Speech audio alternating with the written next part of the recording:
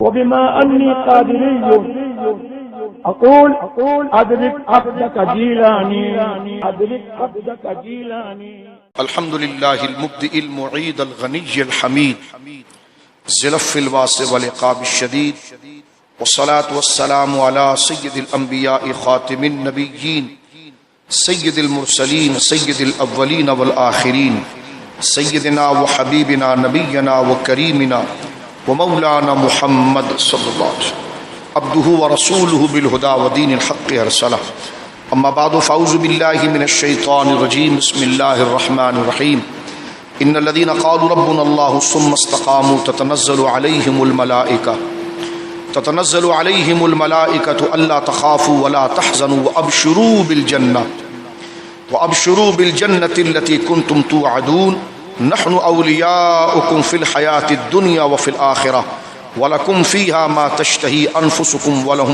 ولكم فيها ما تدعون نزلا من غفور رحيم. آمنت بالله صدق الله العظيم. ببركة إن الله ملائكته يصلون على النبي يا أيها الذين آمنوا صلوا عليه وسلموا تسليما. اللهم صل على سيدنا وحبيبنا نبينا ومولانا محمد وبارك وسلم صلاة وسلاما عليك يا سيدي يا حبيبي يا رسول الله. كلهم من رسول الله ملتمس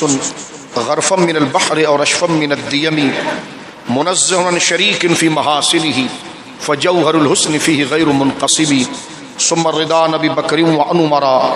وعن علي وعن عثمان ذي الكرم. مولا صل وسلم دائما سرمدا على حبيبك خير الخلق كلهم. نگاہ مفتی اعظم کی ہے یہ جلوہ گری، نگاہ مفتی اعظم کی ہے یہ جلوہ گری، چمک رہا ہے جو اختر ہزار آنکھوں میں. اللہ کی حمد و ثنا نبی مکرم نبی معظم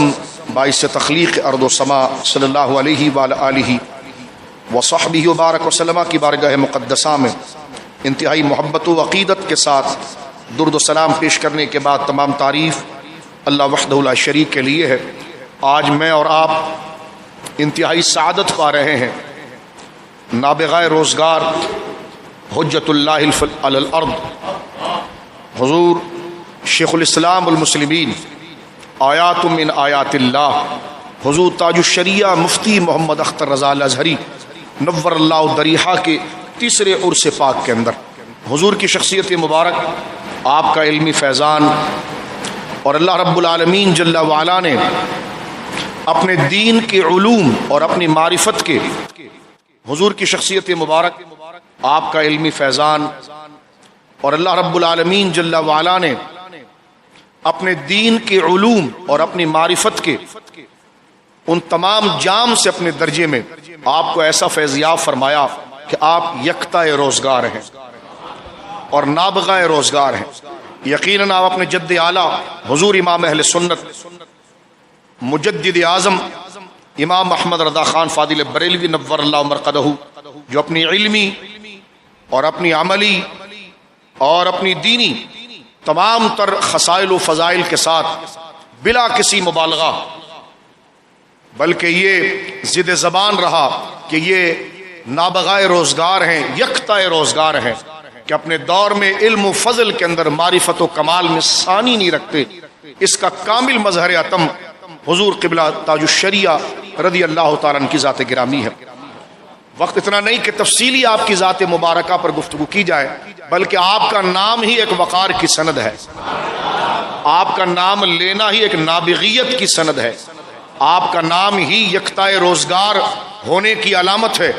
نام اختر رضا فضل کا فرد کامل ہے. ہمارے اصول میں کہہ دیا جاتا ہے کہ مطلق اپنے اطلاق پر جاری ہوتا ہے اور وہ اپنے افراد کو رکھتا ہے، اور اس کا فرض جہاں پر آ جائے تو معمور بھی وہاں مکمل ہو جاتا ہے. تو لفظ اختر رضا اپنے کمال یعنی دین میں اور تقوی میں اللہ کے محبوب بندوں کا جو معیار ہے، اس معیار کو اگر مجسم یا نام میں یاد کیا جائے تو صرف اختر رضا کہنا ہی کافی. گھنٹوں تقریر کر لیں، میں بلا مبالغہ عرض کرتا ہوں، اپنے ہو یا غیر ہو. آج بھی آپ دیکھیے جس طرح اعلیٰ حضرت امام اہل سنت کے دور مبارکہ کے اندر آپ کا فضل، آپ کا علم، آپ کے تلامذہ، آپ کے مریدین، آپ کے خلفاء سے نظر آتا تھا. اور آپ دیکھ سکتے ہیں امام احمد رضا کی تاریخ کو پڑھ کے کہ ہند کے اس دور کے اندر جہاں سیاست و تفسیر و علم و فضل و معرفت ظاہر و باطن و علوم کے جتنے بھی کمالات ہیں، وہاں پر اگر درجہ امامت پر کوئی بیٹھا ہوا ہے تو وہ امام احمد رضا کے خانہ علم سے خوشاچی ہیں، ان سے فیض یاب ہے۔ اسی طرح حضور تاج الشریعہ رضی اللہ تعالیٰ عنہ کا واللہ یہ کمال رہا ہے، آج شرق سے لے کر غرب تک علماء کے اندر تسلب اور معیار، یا اہل سنت و جماعت کے وہ جید علماء کہ جن کے کاندھوں پر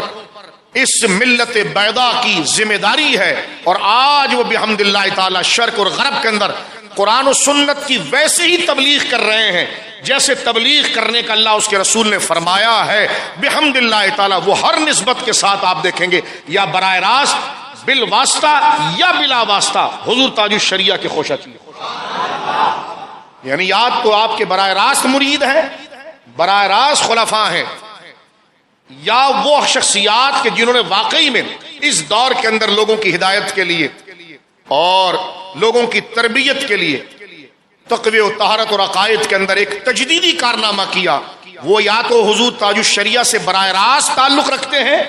یا بالواسطہ آپ سے نسبت رکھتے ہیں۔ اور یہ ایسا کمال ہے کہ آج آپ دیکھیں گے، ابھی آپ نیٹ پر سرچ کریں گے تو جتنی بڑی بڑی علمی درسگاہ ہیں وہاں اختر رضا کا نعرہ لگ رہا ہے۔ یہ اللہ رب العالمین کا فضل ہے کہ ذالک فضل اللہ یعطیہ من یشاء، یہ اللہ کا فضل ہے کہ اللہ رب العالمین جسے چاہے عطا فرمائے۔ ایسا ہوتا ہے کہ خاندان میں ایک فرد بہت ممتاز اور اعلیٰ گزر جائے لیکن اولادوں میں یہ تسلسل نہ ہے، لیکن اعلیٰ حضرت امام اہل سنت رضی اللہ تعالیٰ عنہ کے خاندان کو اللہ نے یہ شرف و مقام عطا فرمایا اور یہ مرتبہ اور اللہ رب العالمین نے منزلت عطا فرمائی جہاں فیضان اس خاندان کے اندر حضور حافظ کاظم علی رضی اللہ تعالیٰ عنہ سے شروع ہوتا ہے۔ حضرت حافظ محمد کاظم علی قدس سر عزیز، ان کے صاحبزادے آگے بنتے امام العلماء مولانا رضا علی خان صاحب رحمۃ اللہ علیہ، ان کے شہزادے علم و فن میں امام العلماء امام المتکلمین مولانا نقی علی خان صاحب رحمۃ اللہ علیہ، ان کے شہزادے حضور سیدنا مجدد اعظم جن سے پورا دین اور اہل سنت پہچانی جاتی ہے حضرت احمد رضا خان فاضل بریلوی نور اللہ مرقدہ، ان کے شہزادے سرکار حجت الاسلام مولانا حامد رضا خان صاحب رحمۃ اللہ علیہ، اور ان کے دوسرے شہزادے حضور مفتی اعظم عالم اسلام سرکار مصطفیٰ رضا خان صاحب رحمۃ اللہ علیہ، ان کے شہزادے حضور مفسر اعظم مولانا ابراہیم رضا خان صاحب رحمۃ اللہ علیہ، اور ان کے شہزادے حضور تاج الشریعہ مفتی اختر رضا صاحب۔ یہ تسلسل اگر آپ دیکھیں تو یہ شخصیات نہیں، یہ ایک دور کا نام ہے، ایک دور کا نام ہے، یعنی یہ کہنا بالکل مبالغہ نہیں ہوگا اور خلاف واقع نہیں ہوگا کہ اللہ رب العالمین نے حضور تاج الشریعہ کی ذات میں کئی انجمنوں کو جمع کر دیا، صورت و شکل کے اعتبار سے، نسب و تقوی کے اعتبار سے، علم و ظاہر کے مقام و مرتبے کے اعتبار سے اللہ رب العالمین نے جو حضور تاج الشریعہ کو کمال و ملکہ عطا فرمایا۔ اور علوم دینیہ میں آج تو کوئی ایک حرف جان لیتا ہے تو نہ جانے کیا کیا دعویٰ کرتا ہے، صرف حرف یا کسی علم کی ایک ٹرمز اور اصطلاح کو جان کر نہ جانے وہ کیا کیا کہلاتا ہے۔ امام محمد رضا کے شہزادے حضور تاج الشریعہ کو اپنے جد اعلیٰ اور سرکار غوث اعظم کے فیضان سے نسبت حاصل ہے کہ علوم اسلامیہ جس کو کہا جائے، جس ایک ایک علوم میں عبور کے لیے بندے کے لیے کئی سو سال گزر جائے، بلا مبالغہ اس خاندان کو اللہ نے وہ صلاحیت عطا فرمائی ہے کہ علوم اسلامیہ کے درجنوں علوم پر یہ امامت کا درجہ رکھتا ہے۔ عقائد میں آپ آ جائیں، وہ درک اور کمال کے عقائد نے بولے تو ان کا بولنا سند ہو جاتا ہے، حدیث میں آ جائیں تو ان کا بولنا سند ہو جاتا ہے، علم تفسیر میں آ جائیں تو ان کا بولنا سند ہو جاتا ہے، علوم اصول اسلامیہ میں، اصول علوم اسلامیہ کے اندر آ جائیں تو جناب ان کا بولنا سند ہو جاتا ہے، ادب عربی میں آ جائیں تو ان کی جرح تعدیل ان کا نقطہ سند ہو جاتا ہے، علم شاعری اور عروض میں آ جائیں تو ان کا بولنا سند ہو جاتا ہے۔ یعنی آپ حیران ہو کہ کوئی شخص ایک علوم پر درس رکھتا ہے لیکن ایک ذات پورا ایک ادارہ یونیورسٹی بن جائے، یہ خاصہ صرف اعلیٰ حضرت کے خاندان کو حاصل ہے۔ ان شخصیات کو جاہل کبھی نہیں سمجھ سکتا، جو علوم اور علم کے مدارج اور زینے جتنا چڑھتا چلا جائے گا اختر اسی طرح چمکتا ہوا نظر آتا جائے گا۔ جاہل کا یہاں پر، بد مذہب کا یہاں کیا گزر، دونوں ہاتھوں میں لڈو لینے والوں کا یہاں پر کیا گزر، اور لومڑی کی طرح اپنے گویا کے حرکت کو ٹیڑھا کر کے اور تبدیل کر کے اور حالات کے اعتبار سے ہر جگہ پر فٹ آ جانے والے اور دین کو ناقدر دینے والے، دین کی ناقدری کرنے والے، ان کو ان کی کیا قدر، یا پھر علوم شریعہ سے تعلق نہ رکھنے والوں کو کیا قدر۔ لیکن جسے آخرت اور اللہ اور دین سے محبت ہو گئی اور شریعت کے علم سے محبت ہو گئی، وہ یقیناً یہی کہتے ہیں کہ حضور اختر رضا کا ثانی کوئی نہیں۔ آپ کا فتاوی اس پر دال ہے، تقریباً 60 کے قریب 59 کتابیں آپ نے درج کی ہیں، آپ نے تحریر فرمائی ہے۔ عربیت کے اندر جو آپ کو عبور تھا، فقہ کے اندر جو آپ کو عبور تھا، علم حدیث میں جو آپ کو عبور تھا، علم تفسیر میں جو آپ کو عبور تھا، علم قرآن میں جو آپ کو عبور تھا، علم معقولات فلسفہ اور منطق میں جو آپ کو عبور تھا، علم منقولات میں جو آپ کو عبور تھا، گویا کہ ایک شخصیت پورا ایک ادارہ ہے، پوری ایک جامعہ ہے، پورا ایک نصاب ہے۔ یہ اللہ رب العالمین نے آپ کو ملکہ عطا فرمایا۔ میں تقریر نہیں، صرف ان کے ذات کے اندر گویا کہ یوں سمجھ لیجئے کہ کتاب اختر رضا کے انڈیکس میں آپ کو بتا رہا ہوں کہ ان علوم کو دیکھ کر حضور تاج الشریعہ رضی اللہ تعالیٰ کو پڑھا جا سکتا ہے۔ ان تمام کے ساتھ جس کو تقویٰ مل جائے اور جس کو عقیدے کے اندر درک مل جائے اور علم کے اندر مقام مل جائے تو وہ ولی نہیں ہوگا تو ولی کون ہوگا؟ اعلیٰ حضرت فاضل بریلوی کے خاندان کو یہ شرف حاصل ہوا کہ یہ علوم ظاہر اور علوم باطن میں کسی کے آگے ان کی نظریں نہیں جھکی اپنے معاصر کے اندر، بلکہ فیضان ایسا تھا کہ اللہ نے ان کو ظاہر و باطن سے بالکل مکمل فرما دیا۔ یہ وہ خاندان ہے جو کسی سے مرعوب نہیں ہوا، کسی سے ڈرا نہیں، علمی طور پر کسی سے دھونس نہیں کہایا، کسی کے سامنے بیٹھنا اور کسی کے سامنے علم و وقار سے گفتگو کرنا کبھی ان کی گردنیں نہیں جھکی۔ اللہ کے فضل سے اللہ نے ان کو ایسا نوازا کہ علم و فضل پہچانا ہی ان سے گیا۔ یہ مقام ہے اعلیٰ حضرت امام اہل سنت رضی اللہ تعالیٰ کے کمال کا۔ اب آپ دیکھیں کسی شخصیت کو اپنی زندگی کے کام کے اندر کوئی ایک خاص جہت سے وسعت ملتی ہے۔ میں کہتا ہوں تاج الشریعہ کو علم و فیضان، جو اصل انسان کا تعارف علم ہوتا ہے، تقویٰ ہوتا ہے، کردار ہوتا ہے اور اس کا عمل ہوتا ہے، اس ذات کے اعتبار سے اگر آپ دیکھیں تو میں نے آپ کو پہلے کہا کہ علماء کا جمع غفیر، جس میں 1 کروڑ سے زیادہ آپ جید علماء کہہ سکتے ہیں جو صرف آپ کے خلفاء کی لسٹ میں آتے ہیں۔ صرف پاکستان اور ہندوستان، بنگلہ دیش، انڈونیشیا، ملیشیا نہیں، عرب کے علماء جو آپ کے آگے کاغذ لیے دوڑتے ہیں کہ جناب ہمیں کوئی سند عطا فرمائے۔ دبئی کے جناب آپ دیکھ لیجئے، بڑے مشہور علی شیخ مانے، عیسیٰ مانے، کتنا بڑا علم و فضل ان کا مقام ہے۔ وہ دبئی کے اندر، دبئی اوقاف میں وہ مذہبی امور کے وزیر رہ چکے ہیں، اور ہم نے ان کو دیکھا کہ تاج الشریعہ کے سامنے ایسے بیٹھتے ہیں جس طرح مبتدی طالب علم کسی بادشاہ کے سامنے بیٹھتے ہیں، جو خود علم و فضل کا بادشاہ ہے۔ ہزاروں کتابیں انہوں نے علوم عربی میں لکھی۔ حال ہی میں ان کی تحقیق یہ ہے کہ حدیث نور، حضرت جابر والی حدیث، ان کو انہوں نے تلاش کیا اور جز مفقود جو عبدالرزاق، مصنف عبدالرزاق کا تھا، اس پر تحقیق کر کے بد مذہبوں کو انہوں نے چیلنج کیا۔ وہ گویا کہ دبئی کے اندر جب مذہبی امور میں وہ وزیر رہے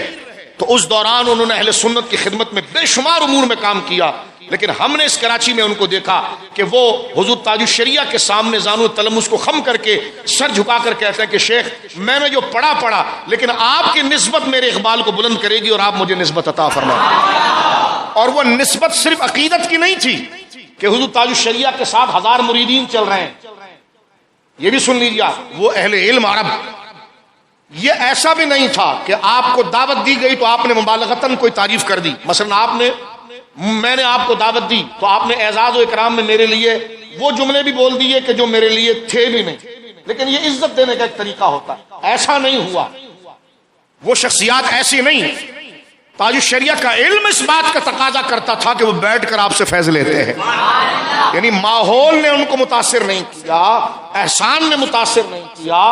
بظاہر اخلاق نے متاثر نہیں کیا، بلکہ اصل علم نے متاثر کیا۔ اس کی نظیر جامعۃ الازہر میں نظر آتی ہے، جامع استنبول میں نظر آتی ہے اور جامع دمشق میں نظر آتی ہے۔ وہاں سے جب فضلاء طلباء آئے، انہوں نے جب اپنے مقالے لکھے، انہوں نے دیکھا کہ ہم نے عرب کے وہ علماء کہ جب ان کے پاس کوئی جاتا ہے، پوری دنیا سے جب بڑے علماء جاتے ہیں تو وہ اس کی آزمائش کے لیے، کیونکہ وہ خود اپنے علم میں اپنے ایک مقام میں ایک درک، ایک رتبہ رکھتے ہیں، تو وہ جس طرح کہ جامع دمشق کے اندر ہمارے دوستوں نے کہا اور جامعۃ الازہر کے اندر جب حضور تاج الشریعہ وہاں پر پہنچے تو وہاں پر یوں ہوتا ہے کہ جس طرح کے بچوں کی جو بزم ہوتی ہے، یا جامعۃ الازہر اور جامعہ دمشق ایک بہت بڑی جامعہ اسلام کی سب سے بڑی یونیورسٹیوں میں ہے، تو وہاں سے اگر کوئی عالم دین وہاں پہنچتا ہے تو اس کے تعارف کے لیے جو اسٹوڈنٹ کی بزم ہوتی ہے اس میں ان کو استقبالیہ دیا جاتا ہے اور ان کو یہ کہا جاتا ہے کہ آپ کوئی گفتگو کریں. لیکن تاج الشریعہ کی علمی صلاحیت یہ تھی کہ تاج الشریعہ کو اس منصب پر بٹھایا گیا جو اس منصب پر اس وقت کے صدر یا وزیر اعظم بیٹھتے تھے، اور عام استاذ نہیں، کسی خاص کلیہ کے، کسی خاص سبجیکٹ کے، کہ گرامر کے، تفسیر کے، حدیث کے عام استاد نہیں، بلکہ جتنے اساتذہ ہیں وائس چانسلر سمیت آپ کے سامنے بیٹھ کر آپ سے درس لیتے تھے. یہ مقام یہ اسی طرح کی نظیر ہے جس طرح کا اعلیٰ حضرت امام اہل سنت مکہ مکرمہ پہنچے تھے، اور وہاں کے مکہ مکرمہ کے شریف علماء جو مکہ اور مدینہ کے علماء ہیں، وہ سرکار حجت الاسلام فرماتے ہیں کہ میرا پورا دن اعلیٰ حضرت کی خدمت میں صرف علماء کو سند لکھنے میں گزر جاتا تھا، اس لیے کہ عرب کے علماء، مکہ کے علماء، مدینے کے علماء جو اعلیٰ حضرت سے شاگردگی کی سند لینا چاہتے ہیں، جو حرم کے علماء ہیں وہ لینا چاہتے ہیں، تو اس سند کو لکھنے والے اور لکھ کر اعلیٰ حضرت سے دستخط کرا کر دینے والے اعلیٰ حضرت کے شہزادے حضرت حجت الاسلام تھے. فرماتے لیکن صبح سے لے کر شام تک میں سند ہی لکھتا رہ جاتا تھا، یعنی یہ مقام تھا. اور جب اعلیٰ حضرت امام اہل سنت تشریف لائے حرم میں تو آپ کے علم و تقوی اور آپ کے چہرے پر جو علمی وجاہت تھی اس کو دیکھ کر ایک ایسی شخصیت نے جو آپ کو جانتے نہیں تھے ہاتھ پکڑ کے فرمایا میں اللہ کا نور اس کے چہرے پر چمکتا ہوا دیکھا. اس کی دلیل حسام الحرمین ہے، اٹھا کر پڑھیے وہ سند. حسام الحرمین پر 30 سے زیادہ جو عرب کے علماء کی دستخط موجود ہیں، تخریزیں موجود ہیں. الدولۃ المکیہ اٹھا کر دیکھیں جس پر امام محمد رضا کی علمی صلاحیت اور صلابت کہ ایک تنہا شخص وہاں پر پہنچا اور علم کا شورا ہوا، یعنی وہ عشق مصطفیٰ آپ کا فیضان تھا، وہ عشق غوث اعظم کا فیضان تھا، وہ آپ کا سچا اور ستھرا ہونے کا آپ کا ثمر تھا کہ اہل عرب گویا کہ کہتے ہیں کہ ناک پر مکھی نہیں بیٹھنے دیتے. کچھ لوگ تو ہیں جو تحفے دے دے کر ان کو راغب کرتے ہیں. حضرت تاج الشریعہ میں استغنا اتنا تھا کہ کون کھڑا ہے کون نہیں کھڑا، آپ اپنی فکر میں اتنے ہوتے تھے کہ آپ کو پتا بھی نہیں کہ کون کھڑا ہے. تو وہ تحفے دے دے کے متاثر نہیں کیے گئے، بلکہ وہ آپ کے علم و فضل اور آپ کی علمی شہامت سے متاثر ہو کر ایسے دوڑتے تھے جیسے بادشاہ کے پیچھے کوئی غلام بھاگتا. تو ایسی قدر شخصیت جس نے پوری دنیا میں عالم اسلام کو کا نام بلند کیا. اور آج بھی آپ دیکھیں تحریک ختم نبوت میں جس نے پوری دنیا میں تجدیدی کارنامہ پیش کیا وہ تاج الشریعہ ہی کا تو خلیفہ ہے. ان کو بھی دیکھیے خلافت وہاں پہ حاصل ہے. تو لہذا میں صرف اشارہ آپ کو دے رہا ہوں کہ آپ سے فیض یافتہ لوگوں کی شان اور جلالت یہ مقام حضرت تاج الشریعہ رضی اللہ تعالیٰ کو اللہ نے عطا فرمایا. تقوی و طہارت کے ساتھ معرفت ہم نے آپ کے ساتھ اسفار کیے، زبیر بھائی نے سفر کیا، شریعت مطہرہ کی پابندی. عام وقت میں آپ چلنا بھی آپ کے لیے دشوار ہو جاتا تھا آخر عمر میں، یعنی معمر ہونے کی وجہ سے، اور بدنی نکاحت اور کثیر الجہاد شخصیت تھے، کثیر الجہاد شخصیت تھے. تو وہ افکار، وہ ذمہ داریاں اور بدن کی نکاحت، لیکن ہم نے دیکھا کہ آپ نے کبھی بیٹھ کر نماز نہیں پڑھی. یعنی دو بندے آپ کو پکڑ کر لا رہے ہیں. یہی چیز ہم نے سرکار مفتی اعظم ہند کے لیے اپنے بزرگوں سے، یہی اعلیٰ حضرت امام اہل سنت کے لیے سنی. یعنی جہاں علم آ جائے تو بندے میں کبر آ جاتا ہے، عمل میں پستی آ جاتی ہے، لیکن یہ اللہ کا کمال، اللہ کی طرف سے کمال عطیہ دیکھیے آپ کہ ذالک فضل اللہ یؤتی من یشاء. علم آیا تو ایسے آیا کہ اپنے کمال کے ساتھ آیا کہ علم بھی آیا، عمل بھی آیا، تقویٰ بھی آیا، روحانیت بھی آئی، اخلاص بھی آیا. کہ مسلح پر لایا جا رہا ہے تو دو بندے پکڑ کر لا رہے ہیں، لیکن جب نماز ادا کر رہے ہیں، واللہ جنہوں نے ان کو نماز پڑھتے ہوئے کراچی میں بھی دیکھا، ایسا لگتا تھا جیسے 18 سال کا لڑکا نماز پڑھ رہا ہے. یعنی جو قرآن نے کہا نا قد افلح المؤمنون الذین هم فی صلاتهم خاشعون، کامیاب ہو گئے وہ مسلمان جنہوں نے نماز میں خشوع خضوع کیا. اور خشوع خضوع سے مراد یہ کہ ساری توجہ دل سے اور ذہن سے اللہ کی طرف لگا دی. اور اس کی علامت یہ کہ اس کے بدن میں پھر جنبش نہیں آئی. تاج الشریعہ کے وضو اور تاج الشریعہ کی نماز کو دیکھ کر علماء اپنی نمازوں کو صحیح کیا. یعنی کس طرح حضرت رکوع فرما رہے ہیں، کس طرح حضرت سجدہ فرما رہے ہیں، کس طرح حضرت قیام فرما رہے ہیں. یعنی عمر کی اس بزرگی کے باوجود آپ نے کبھی تن آسانی کو جگہ نہیں دی. یہ نہیں کہ جناب جو ہے کہ وہ رخصت سے کام لیا جائے، ہمیشہ آپ نے عظیمت ہی کی راہ کو ملحوظ خاطر رکھا. اب میں جلدی سے ختم کرنے کے لیے قرآن کی آیت پڑھتا ہوں. یہ کیسی شخصیات ہیں؟ قرآن کہتا ہے ان الذین قالوا ربنا اللہ ثم استقاموا، بے شک وہ لوگ جو ایمان لائے اور ایمان لانے کے بعد استقامت کر گئے، اس کے اوپر مستقیم ہو گئے، استقامت کر گئے وہ. تو فرمایا، اللہ فرماتا تتنزل علیہم الملائکہ، ہم ان پر فرشتے اتارتے ہیں اور فرشتے انہیں بشارت دیتے اللہ تخافوا ولا تحزنوا، گھبرانا نہیں، ڈرنا نہیں، وابشروہ بالجنہ، یہ تیرے دشمن تیرے سامنے جتنا بھی آ جائے اللہ نے تیرے لیے جنت کو لکھ دیا ہے۔ علماء لکھتے ہیں کہ یہ جو فرشتے اترتے ہیں اور فرشتے اس بندے سے یہ کہتے ہیں کہ جو اللہ کو اللہ کہہ کر ڈٹ جاتا ہے، یعنی زبان سے اللہ کہنا تو آسان ہے لیکن اس کی ساری باتوں کو مان کر معاشرے میں زندہ رہنا یہ ان جیسے پہاڑ جیسے لوگوں کا کام کہ لا یخافون لومۃ لائم، یہ کسی ملامت کرنے والے، کسی تنقید کرنے والے کی پرواہ نہیں کرتے۔ جو فتویٰ دیا پوری زندگی اس پر عمل کیا، جس چیز کو غیر شرعی سمجھا دلائل کے ساتھ اس کا جواب دیا، خود بھی اس پر پابند رہے، عقیدے میں اتنی پختگی رکھی کہ جو فتویٰ دیا عقائد کے بارے میں کہ خدا کے لیے کیسا عقیدہ ہونا چاہیے عز و جل، نبی پاک صلی اللہ علیہ وسلم کے لیے کیسا عقیدہ ہونا چاہیے، صحابہ کو کس طرح ماننا چاہیے، اہل بیت کو کس طرح ماننا چاہیے، تمام گمراہ بددین فرقوں کے مقابلے میں اہل سنت حق ہے۔ جب اس کو دلائل سے ثابت کیا تو اپنے رشتہ دار، اپنے مرید اور غیر کسی کی تمیز نہ کی، پھر ہر ایک کو پھر اسی ورک فریم میں دیکھا، اسی عینک سے دیکھا، اور یہ وہ تسلب تھا ثم استقاموا، جب اللہ کو کہہ دیا اللہ تو پھر سب کو چاہا بھی اسی کے لیے، سب کو چھوڑا بھی اسی کے لیے۔ یہ استقامت اللہ زبان سے کہنا آسان ہے لیکن اس کے لیے کسی کو چاہنا اور اسی کے لیے کسی کو چھوڑنا، اسی کے کہنے پر رشتے بنانا، اسی کے دیے ہوئے انداز پر رشتے بنانا، اپنے خون اپنے جذبات کو پیچھے رکھنا۔ اللہ فرماتا ثم استقاموا، میرے جو بندے جب مجھے رب کہتے ہیں تو پھر ہو بہو اپنے باطن سے اور اپنے ظاہر سے، اپنے شوق سے اور اپنے عمل سے میرے ہی ہو جاتے ہیں۔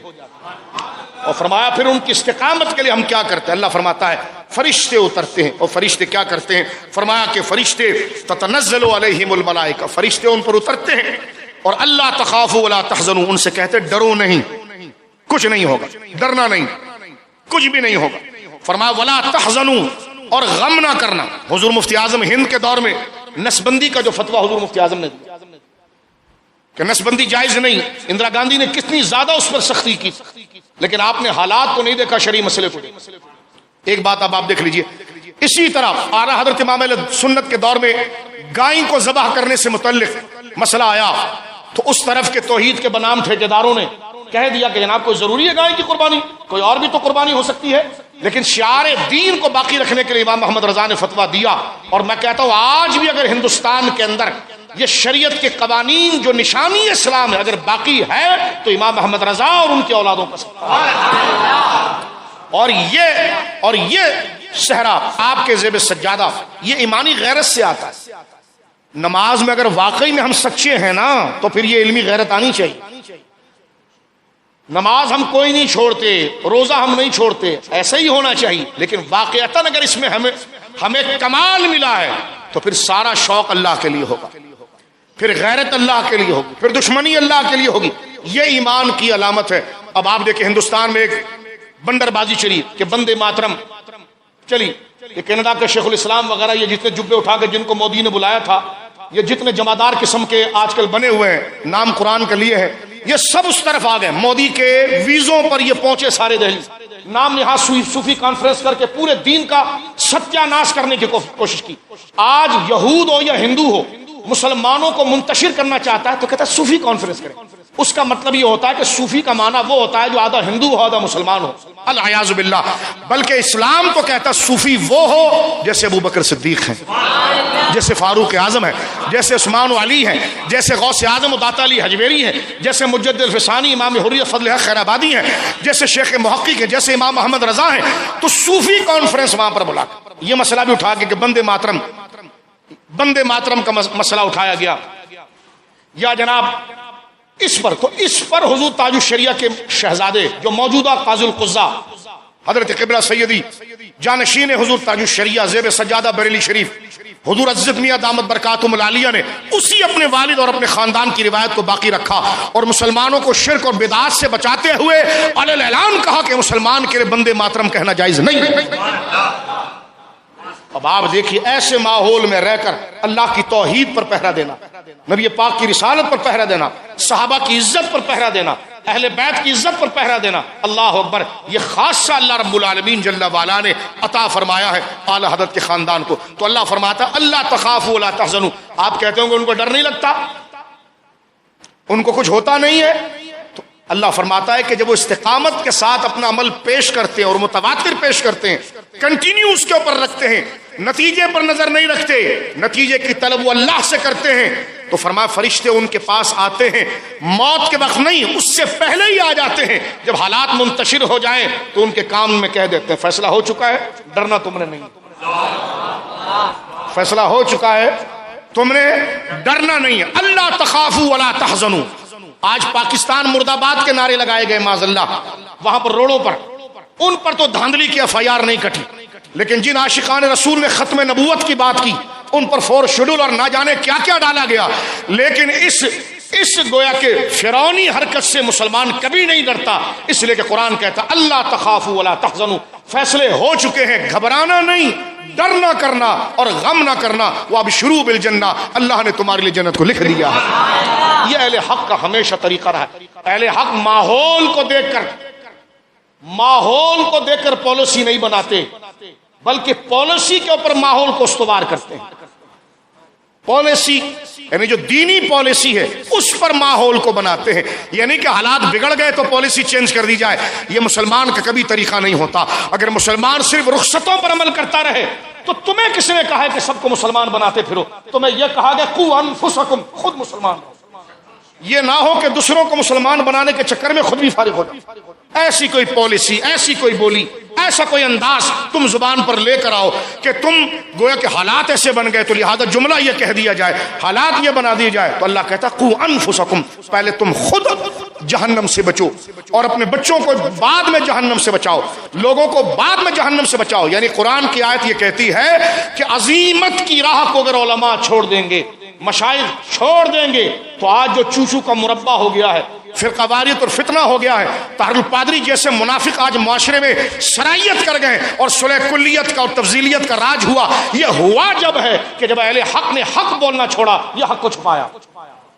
اور یہ دونوں عیب، یہ دونوں گندگی اعلی حضرت کے خاندان میں نہیں تھی۔ نہ حق کو چھپانے کی گندگی ہے، نہ حق کو نہ چپ رہنے کی گندگی ہے۔ آج کیا ہوا اہل حق میں کہ حالات کو دیکھ کر چپ ہو جاتے ہیں۔ یہ سکوت کرنا کہ جب قیام کا وقت آیا تو سجدے میں گر گئے، تو سکوت کرنا،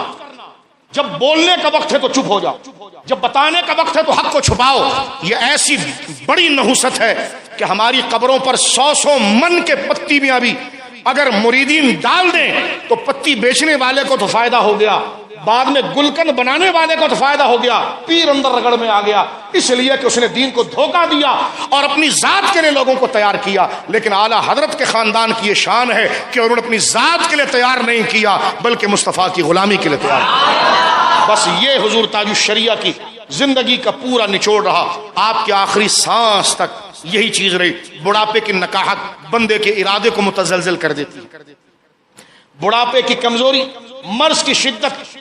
بندے کو کمپرومائز کی طرف لے آتی، بدن کی کمزوری بندے کے ارادے کے اندر پسپائی پیدا کرتی ہے، بندے کو ضدی بنا دیتی ہے، بندے کو حریص اور لالچی بنا دیتی ہے۔ اللہ کی قسم ہم نے اس عمر میں حضرت تاج الشریعہ سے کئی کٹھن اور چبھتے بھی مسائل ہم نے دیکھے، لیکن ہم نے ان کی جوانی تو نہیں دیکھی، لیکن اپنے استادوں سے جو ان کی جوانی کا ہم نے انداز دیکھا تھا وہی انداز آپ کے بڑھاپے کے اندر۔ یہ اللہ کا اس کو کہتے ہیں استقامت، اس کو کہتے ہیں استقامت۔ ایک جملہ کہہ کے میں بات ختم کرتا ہوں۔ حضرت سیدنا ابو بکر صدیق سے جب پوچھا گیا تھا کہ استقامت کیا ہے تو کہا گناہوں سے بچنا، فرمایا یہ تو مشکل ہے، استقامت کا معنی ہے شرک سے بچنا۔ حضرت عمر سے پوچھا گیا استقامت کیا ہے تو حضرت فاروق اعظم کہتے ہیں کہ وہ ثابت قدمی ہے کہ اللہ تعالیٰ کی اطاعت میں وہ لگا رہے حالات جیسے بھی ہوں۔ استقامت یہ ہے کہ وہ اللہ کی اطاعت میں مسلسل لگا رہے اور لومڑی کی طرح ہیلے بازیاں نہ کرے۔ یہ حضرت فاروق اعظم کا قول، یہ ہے استقامت۔ نماز ہماری پوری ہو رہی ہو، داڑھی پوری ہو، تقویٰ پورا ہو، لیکن جب دین کے لیے ضرورت کے معاملات آ جائیں اس وقت ہم ہیلے بازی کی طرف چلے جائیں تو یہ استقامت نہیں ہوتی ہے، یہ مداہنت ہوتی ہے، مدارت نہیں ہوتی۔ فاروق اعظم کہتے ہیں خدا نے جس استقامت اور مضبوطی سے کھڑے ہونے کی بات کی ہے اس میں یہ ہے کہ اللہ کی اطاعت پر ایسے جم جانا کہ پھر اس کے حکم کو بجا لانے کے لیے لومڑی کی طرح پالیسی چینج نہیں کرنا، بلکہ اس کے ادا کرنے کا جیسا طریقہ ہے اسی راستے پر اپنے آپ کو لگا کر چلانا۔ حضرت عثمان غنی نے یہ جملہ کہا، آپ سے پوچھا کہ استقامت کیا ہے؟ فرما اللہ کے لیے عبادت کرنا، لوگوں کے لیے نہ کرنا، ریاکاری اپنے اندر سے نکال دینا۔ لوگ کیا کہیں گے؟ مرید بھاگ تو نہیں جائیں گے؟ لوگ بھاگ تو نہیں جائیں گے؟ لوگ کچھ کہیں گے تو نہیں؟ اس سے کوئی بینیفٹ ہوگا؟ یہ میرے آپ کے ہر دل کے اندر گردش کر رہا ہوتا ہے۔ اور پھر ہم نماز پابندی سے تو یہ استقامت نہیں۔ استقامت کا معنی اخلاص، نتیجہ کیا ہوگا کیا نہیں ہوگا، اخلاص، کہ میں یہ کام اللہ کی رضا کے لیے کر رہا ہوں اور اللہ رب العالمین اس کا اجر مجھے عطا فرمائے گا۔ یہ حضرت عثمان غنی تفسیر کرتے ہیں۔ حضرت مولا کائنات اس کی تفسیر کرتے ہیں کہ فرض اور جو فرض چیزیں ہیں، جو فرض چیزیں ہیں جن کی حفاظت تم پر لازم، جیسے نماز فرض ہے ایسے دین کی حفاظت بھی تم پر فرض ہے، ایسے دین کی حفاظت بھی فرض ہے۔ کوئی اللہ کے لیے بک بک کرتا رہے، تم 2 رکعت نفل اور پڑھو تو کیا تمہیں اس نفل سے ملے؟ تم پر جس طرح فرض نماز ادا کرنا فرض تھا، اسی طرح اللہ کی عزت کی حفاظت کے لیے بولنا اور لکھنا بھی فرض تھا۔ رسول اللہ کی ختم نبوت اور ناموس کے لیے بولنا بھی فرض تھا، صحابہ کی عزت کے لیے بھی بولنا اور لکھنا فرض تھا، اہل بیت کے لیے بولنا فرض تھا۔ یہ مداہنت ہمارے اندر، یہ کس طریقے کی ہمارے اندر جانبداری آتی ہے کہ صفیں ہماری مضبوط ہوتی ہے، مسجد سے نکل جانے کے بعد ہم کہتے ہیں یہ ہمارا ایشو ہی نہیں ہے، یہ ہمارا ایشو ہی نہیں ہے، یہ ہمارا ایشو ہی نہیں ہے۔ یہ شیطان کا دھوکہ ہوتا ہے، یہ نفس کا دھوکہ ہوتا ہے۔ ابھی تو ابتدائے عشق ہے، ابھی تو عشق نماز سے شروع ہوا ہے، فرائض معاشرے میں اور بھی ہے، لہذا اللہ نے جن چیزوں کو فرض قرار دیا ہے اس کو اسی طرح ادا کرنا اور اس کے لیے کھڑے ہو جانا، یہ ہے استقامت۔ اور آپ اس کو دیکھیں گے، میں نے آپ کے سامنے صرف ایک تصویر قائم کی ہے، اور اس کو اگر آپ توجہ کے ساتھ دیکھیں گے تو اعلیٰ حضرت فاضل بریلوی رضی اللہ تعالیٰ عنہ کے شہزادے اور آپ کے پورے خاندان کے اندر یہ چیز واضح طور پر نظر آتی ہے۔ کسی نے بڑی خوب بات لکھی کہ اس دنیا کے رنگ و بو میں کئی عالی مرتبہ شخصیتیں ایسی ہوتی ہیں جن کے وجود سے زمانہ برکتیں پاتا ہے، پر نور ہستیاں اپنی تجلیات کی سے زمانے کا مرجع اور رہنما بن جاتی ہیں۔ ان میں ایک عظیم شخصیت اسی طرز کی حضور تاج شریف۔ اللہ رب العالمین نے آپ کی زندگی میں ایسا فیضان رکھا، بات کو سمیٹتے کہ آپ کی زندگی کو جس نہج سے دیکھا جائے، جس زاویے سے دیکھا جائے، گوناگوں خوبیوں کا کمال نظر آتا ہے۔ آپ کی خدمات، آپ کی صالحیت، آپ کا تقوی، لوگوں کے لیے آپ کی گویا کہ نرم دلی اور دین و اسلام کی بقا اور حفاظت کے لیے ہمہ وقت بیدار ہونا، ایسا لگتا ہے کہ ایک ذات میں 1000 انجمنیں سمیٹ۔ اللہ رب العالمین آپ کی قبر پر کروڑوں رحمت نازل فرمائے۔ کل جمعے کا دن انشاءاللہ العزیز ہم آپ کی ذاتی بایوگرافی کو،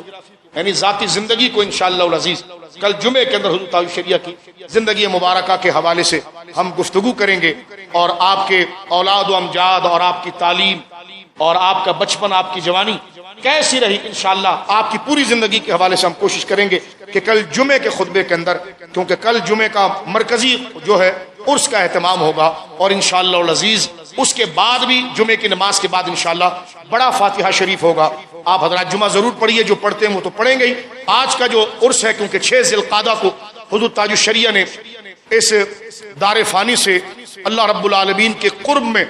اس کی بقا میں اور اس کے قرب سے مشرف ہوئے ہیں، تو 6 ذی القعدہ عین مغرب کی اذان کے وقت جب مؤذن اذان کے کلمات کو بلند کر رہا تھا تو حضور تاج الشریعہ جمعے کا دن تھا، جمعے کی مغرب کی نماز تھی، اور ابھی اذان کی صدائیں بلند ہو رہی تھی، اور آپ اذان کا جواب دیتے دیتے اپنے خالق سے واصل ہو گئے۔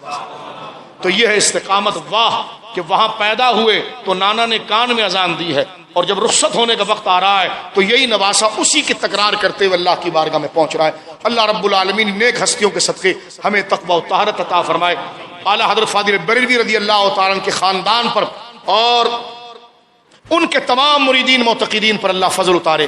اگر کوئی کہے یہ آپ کیا بات کر رہے ہیں، امام محمد رضا کون ہے، اختر رضا کون ہے، میں نے کہا اس کے لیے جب آپ دین کے وفادار ہو جائیں گے نا تو آپ کو سمجھ میں آ جائے گا یہ کون ہے۔ ان کو سمجھنے کے لیے آپ کو دین کے لیے وفادار بننا پڑے گا، آپ کو اللہ کا وفادار بننا پڑے گا، آپ کو رسول اللہ کا وفادار پڑھنا پڑے گا، آپ کو صحابہ اہل بیت کا وفادار، آپ کو دین کا وفادار۔ غدار، مطلب پرست، ہوس، لالچی، منافق، ریاکار، ان سے دور بھاگے گا۔ بڑا سخت لکھ دیا ہے جی، بڑا سخت کر دیا ہے۔ جو دنیا کو سب کچھ سمجھتا ہے وہ ان کو نہیں سمجھ پائے گا، جس نے سب کچھ اللہ کی مرضی اور رضا کو سمجھ لیا ہے وہ سمجھ جائے گا احمد رضا کون، اسے پتا چل جائے گا کہ اختر رضا کون تھے۔ اللہ رب العالمین ان بزرگوں کی نسبتوں پر ہمیں سلامت رکھے۔ یہ وہی ہستیاں ہیں جن کے ہم دعا کرتے ہیں، جن پر قرآن کہتا ہے کونوا مع الصادقین، سچوں کے ساتھ ہو جانا۔ اللہ رب العالمین آپ کی تربت مقدسہ پر انوار و تجلیات کی بارش فرمائے۔ آپ کے جانشین حضور قاضی القضاء شیخ الحدیث و تفسیر، جانشین حضور تاج الشریعہ حضور سیدی و سندی مفتی محمد اسجد رضا خان رضوی دامت برکاتہم العالیہ کا سایہ اہل سنت پر اللہ تعالی قائم و دائم فرمائے، اور بریلی شریف پر اللہ اپنا خاص فضل و کرم فرمائے۔ بریلی شریف کا نام میں نے لیا لیکن اس سے مراد ہی پورے اہل سنت ہے، اس سے مراد ہی سارے اہل محبت ہے۔ اور اللہ رب العالمین آپ اتنے دور سے آئے اور اتنا بڑا اجتماع جمع ہوا، آج جنہوں نے جو اہتمام عرس کا کیا ہے اللہ ان کی کوششوں کو قبول فرمائے۔ جہاں جہاں نیک لوگ اس عرس کی تقریبوں کو منعقد کر رہے ہیں اللہ رب العالمین جل والا ان کی اس خدمات کو اپنی بارگاہ میں شرف مقبولیت فرمائے۔ ہماری مسجد شریف کے انتظامیہ اور ہمارے یہاں پر لوگ، ہمارے تمام بزرگ اور آپ تمامی حضرات جو دور دراز سے تشریف لائے ہیں، اللہ رب العالمین جل والا ان صالحین کے تقوی میں سے، سچائی میں سے، امانت سے، راست گوئی سے، دیانت سے، خشیت سے، حب رسول سے، استقامت سے ہم تمام کو حظ وافر عطا فرمائے، ایک کامل حصہ عطا فرمائے۔ وآخر دعوانا الحمدللہ۔